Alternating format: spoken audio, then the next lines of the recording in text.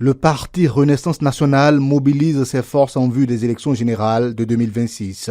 La formation politique de Claudine Afia-Vieux-Prudencio a organisé ce samedi 12 juillet 2025 sa première académie. Le siège du parti a été un véritable point de convergence pour de nombreux militants venus des 4 coins du Bénin.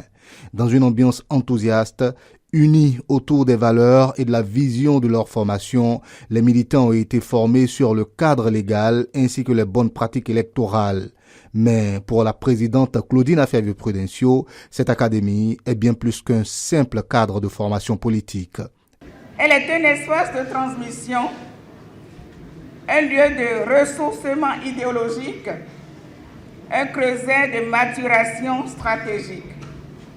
Elle incarne la volonté de notre parti de se projeter vers l'avenir avec lucidité et méthode dans le respect total de la ligne politique que nous avons choisie, celle de la majorité présidentielle conduite par le président Patrice Talon.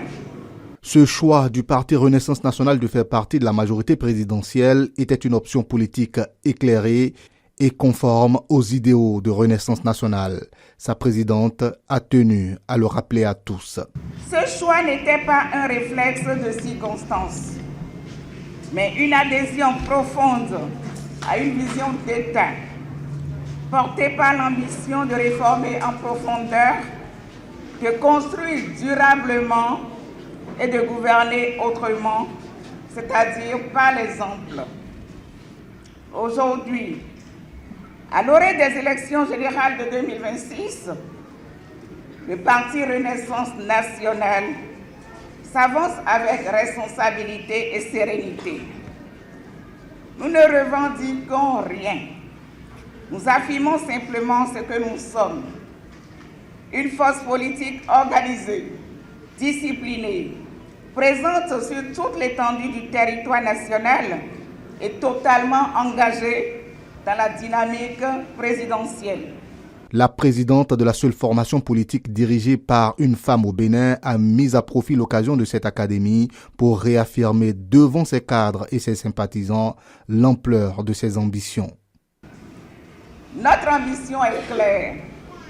Consolider notre ancrage territorial, participer pleinement à la gouvernance locale et parlementaire et continuer à être une voie de stabilité, de loyauté et de service public pour le développement.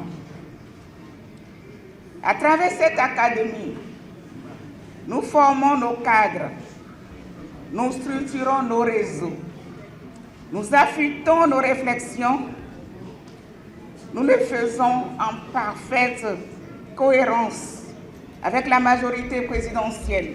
À travers une communication présentée par Cyril Dicouy, vice-président de Renaissance nationale, la foule de militants présente au siège de RN ce samedi sait désormais tout sur la charte des partis politiques, le code électoral et toutes les bonnes pratiques à adopter pour hisser haut les couleurs de Renaissance nationale lors des élections générales de 2026.